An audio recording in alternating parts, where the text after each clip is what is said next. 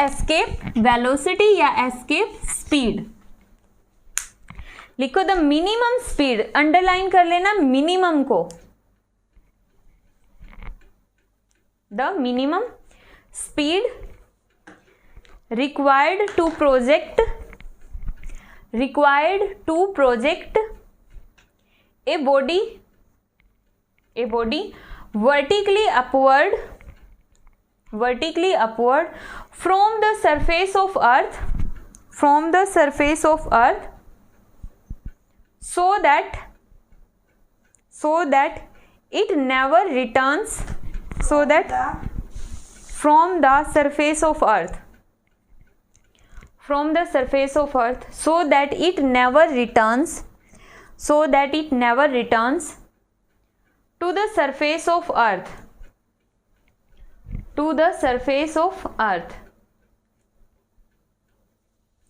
is known as escape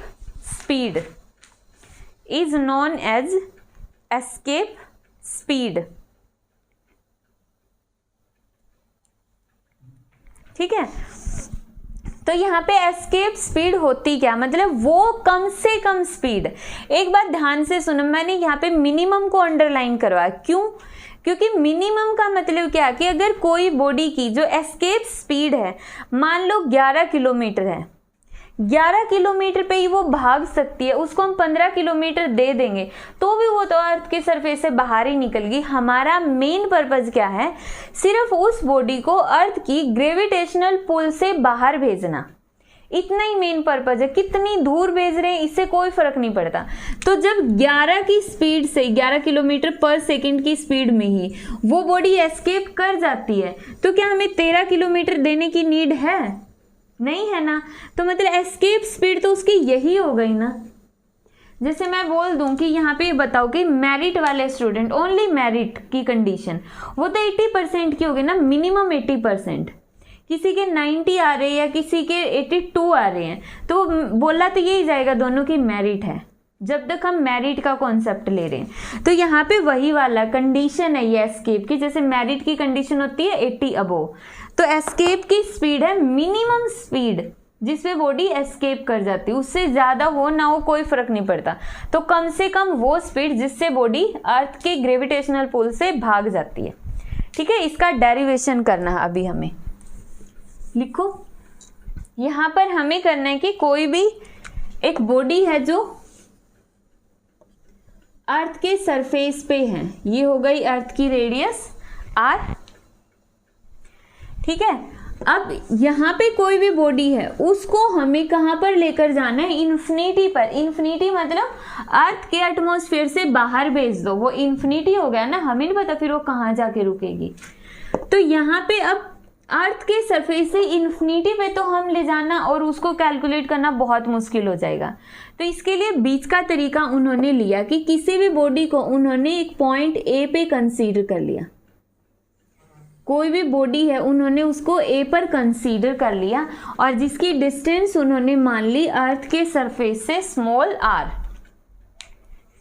या x लगा लो या r लगा लो, x लेना तो लो x ले लो, क्योंकि r नीचे ले लिया। हाँ ये कैपिटल R लिया था, फिर कोई नहीं तुम x ले लो, कंफ्यूजन हो जाता है कैपिटल कोई नहीं चलो x ले लो। फिर हमने क्या किया, इस बॉडी को A से B तक ले जाने में देखा कि कितना वर्क डन करना पड़ा। ठीक है, अब A से जब मतलब यहां से इन्फिनिटी, इसको मान लो कोई भी पॉइंट P, ये वाला P से इन्फिनिटी दिख रहा है यहां तक, दिख रहा है हाँ। तो P से इन्फिनिटी पर ले जाने में कितना वर्क डन करना पड़ा, रियलिटी में तो ये निकालना है। बट अभी हम क्या कर लेंगे कि हम मान लेते कि कोई भी बॉडी x डिस्टेंस पर है, A पर है, और उसको हमें लेकर जाना है B पर, और A और B के बीच की डिस्टेंस कितनी है, dx। ठीक है, तो A से B तक ले जाने में हमें जितना वर्क डन करना पड़ा वो निकाल लेंगे, फिर पूरे का इंटीग्रेशन कर देंगे, सिंपल। ठीक है, तो करो, देखो अब यहां पे amount of work done, amount of work done when a body is taken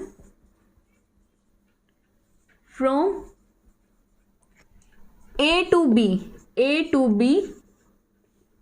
कितना होगा work done? D W.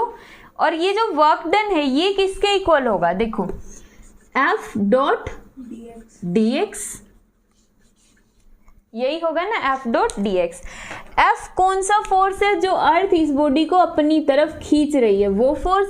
dx है कहाँ पे? ऊपर की तरफ। तो यहाँ पे देखो कितना हो जाएगा? D W is equal to F D X. Dot product खोलोगे तो कोस कितना आ जाएगा? 180 डिग्री। तो D W is equal to force की वैल्यू पुट कर दो, G M divide by x square. Very good. यहाँ पे आर नहीं आएगा, एक्स आएगा। क्यों? क्योंकि बॉडी ऑलरेडी एक्स डिस्टेंस पे, तो वहां पे कितना ग्रेविटेशनल फोर्स लग रहा है वो लिखेंगे। यहाँ पे आ जाएगा dx और cos 180 का माइनस जो हमने ऑलरेडी लगा दिया है। ठीक है, अब टोटल वर्क डन लिखो। Total work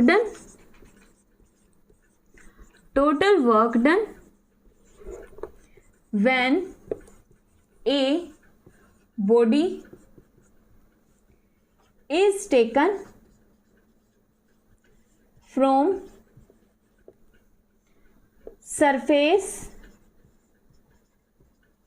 to infinity is, surface से जब हम इन्फिनिटी पर लेकर जाते तो कितना वर्क डन करना पड़ेगा? इंटीग्रेशन कर दो, minus g M divide by x square d x. अब इंटीग्रेशन की लिमिट बताओ मुझे, कहाँ से लेकर जाना है? हाँ, अर्थ के सरफेस से। अर्थ के सरफेस की, अर्थ के सेंटर से कितनी डिस्टेंस है? ये आर।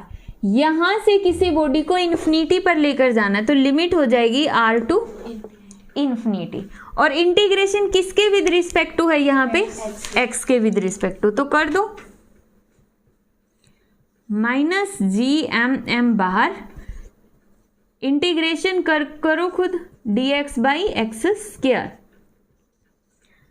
माइनस जी एम इसका हो जाएगा minus 1/x are to infinity. किस तरीके से करेंगे इंटीग्रेशन?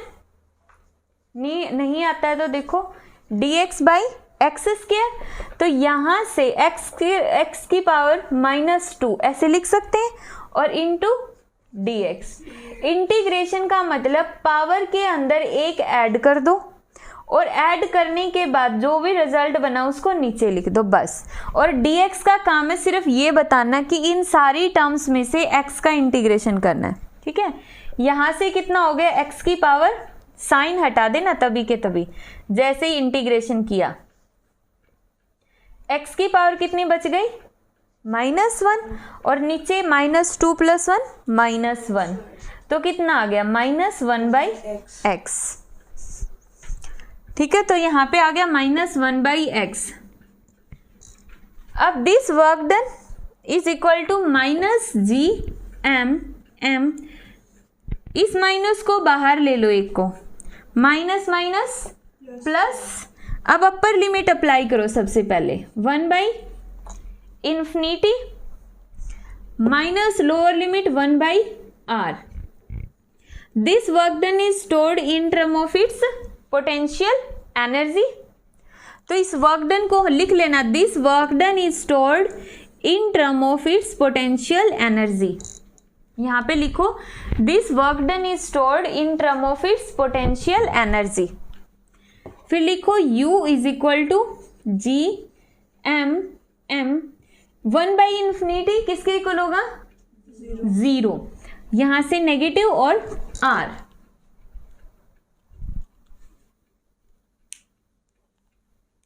ठीक है, माइनस नहीं आएगा इधर, ये वाला नेगेटिव आएगा। ग्रेविटेशनल पोटेंशियल एनर्जी वैसे भी नेगेटिव होती है, ये दिखाने के लिए कि वो अर्थ से बाउंड है, तो ये नेगेटिव ही आएगा। ग्रेविटेशनल पोटेंशियल एनर्जी निकालेंगे। हाँ, ये अभी तक वही निकली है ना। हाँ, वही निकली अभी तक। एस्केप स्पीड नहीं निकाली है हमने। ठीक है, उसके बाद लिखो, रब कर दो ये वाला, सिर्फ अली पूछना है कुछ, ठीक है लो।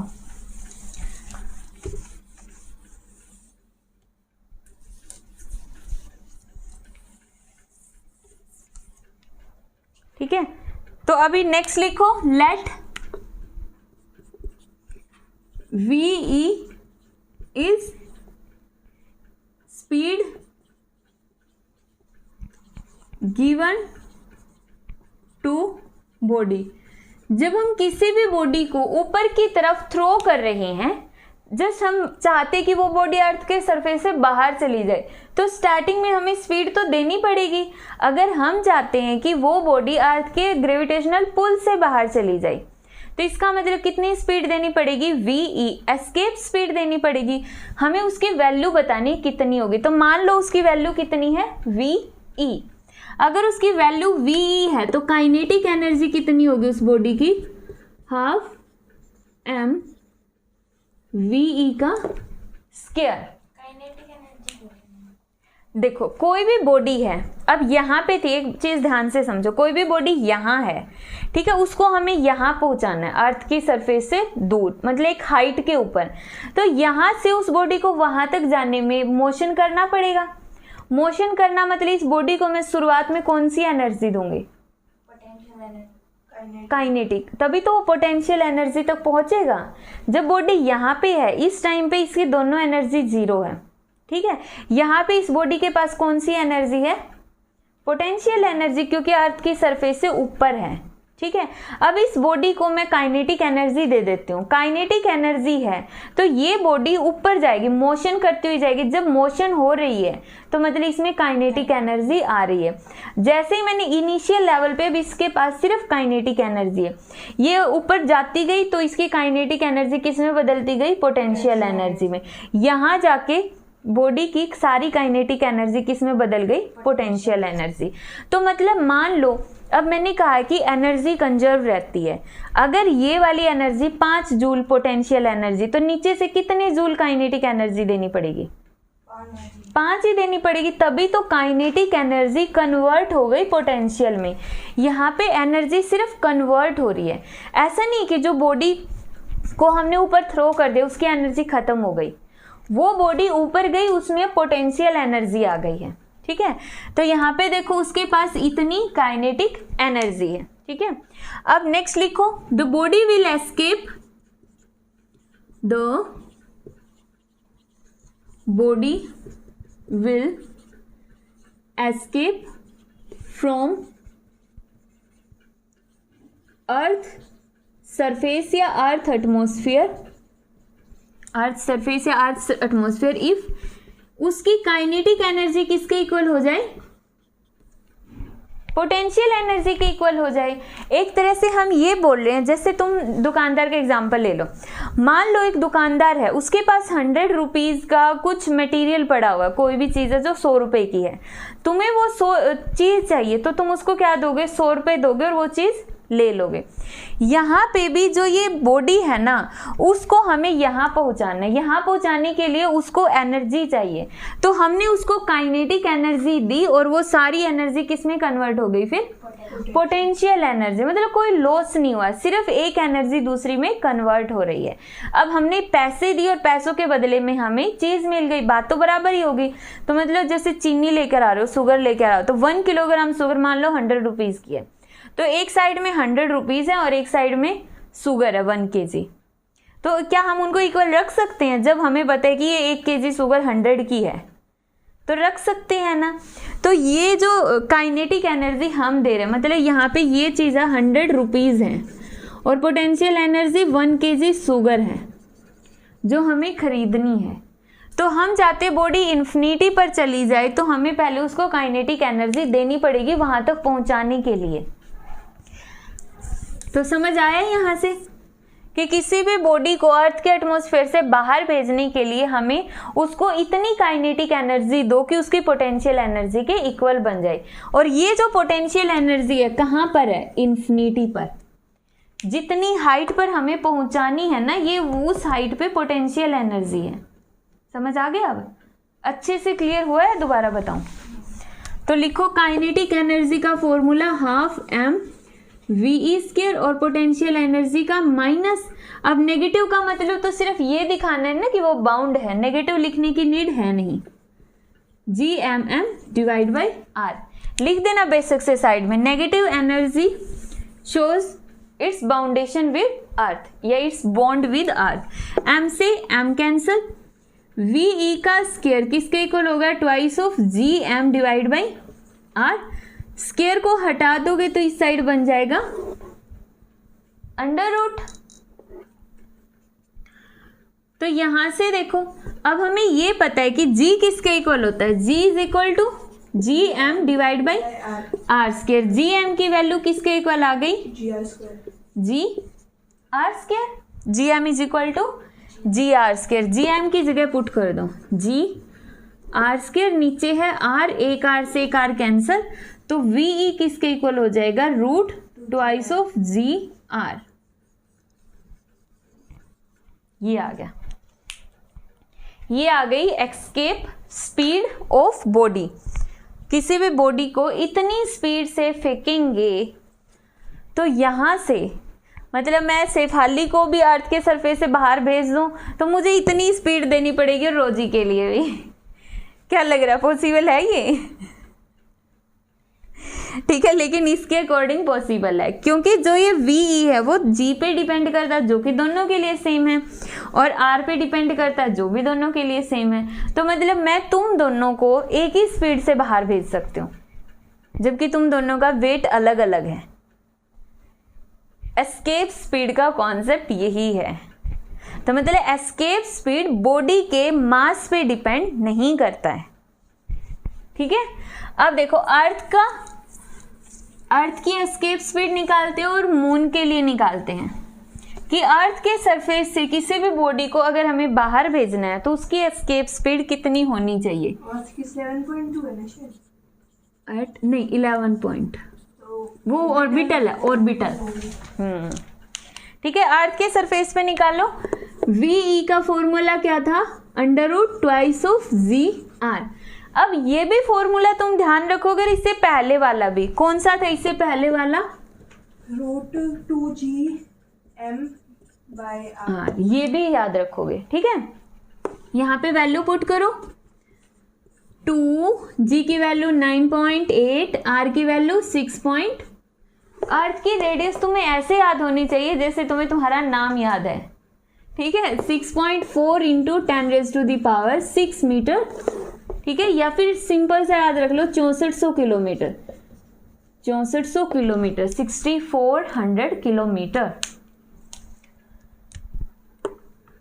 ठीक है, तो यहां से ve कितना निकल जाएगा? 11.2 किलोमीटर पर सेकेंड। जब तुम इसको सॉल्व करोगे तो इतना आंसर आ जाएगा। हालांकि यहाँ पे ये मीटर में निकलता है, 6.4 इंटू 10⁻⁶ कर दिया तो मीटर में आंसर आ गया, बट ओवरऑल जब इसको सॉल्व करोगे ये आ जाएगा।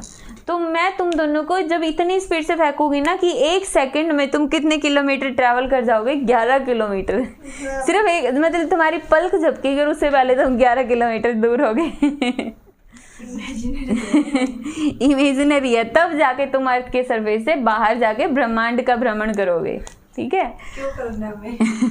देखा ना, साइंटिस्ट लगे हुए, तुम खुद ही जाके देख के आना कि हम खुद देखते हैं। हम अर्थ पे ठीक है।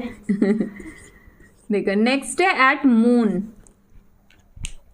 एट मून, मून के ऊपर एस्केप स्पीड कितनी होगी? वही √2। G कितना होता है मून के ऊपर? G की वैल्यू जितनी अर्थ के सरफेस पे होती है, अर्थ के सरफेस पे G कितना होता है? 9.8 मीटर पर सेकेंड स्क्वायर। मून पे कितना होगा इसका? 1/6। ठीक है, और इसका 1/6 किसके इक्वल आ जाएगा? 1.6 मीटर पर सेकेंड स्क्वायर। याद रहे तो याद रख लेना। निकाल लेंगे। ठीक है, और रेडियस कितनी होगी? 1.75 इंटू 10⁻⁶ मीटर। ये मून की रेडियस है। ठीक है, वैल्यू पुट करो। जी की जगह 1.6, आर की जगह 1.75 इंटू 10⁻⁶। तो यहां से आंसर आएगा 2.37 किलोमीटर पर सेकेंड। एस्केप स्पीड आ गई इतनी। तो मतलब वहां पे तो कम ही है ना, वहां पे तो 1 सेकेंड में कितनी डिस्टेंस ही ट्रैवल करोगे, 2.37 किलोमीटर। निकल गया एस्केप स्पीड का कॉन्सेप्ट क्लियर। यहां से 2 पॉइंट इंपॉर्टेंट है। प्लैनेट अगर अलग अलग है तो उनकी एस्केप स्पीड भी अलग अलग होगी, ठीक है। दूसरा, जो एस्केप स्पीड है वो बॉडी के मास पे डिपेंड नहीं करती है। हाथी को बाहर भेजने के लिए भी उतनी ही एस्केप स्पीड चाहिए और छोटी सी चूहे को भेजने के लिए भी उतनी ही चाहिए, ठीक है। क्लियर। नेक्स्ट टॉपिक है, कर दो बंद इसको और दोबारा स्टार्ट कर दो।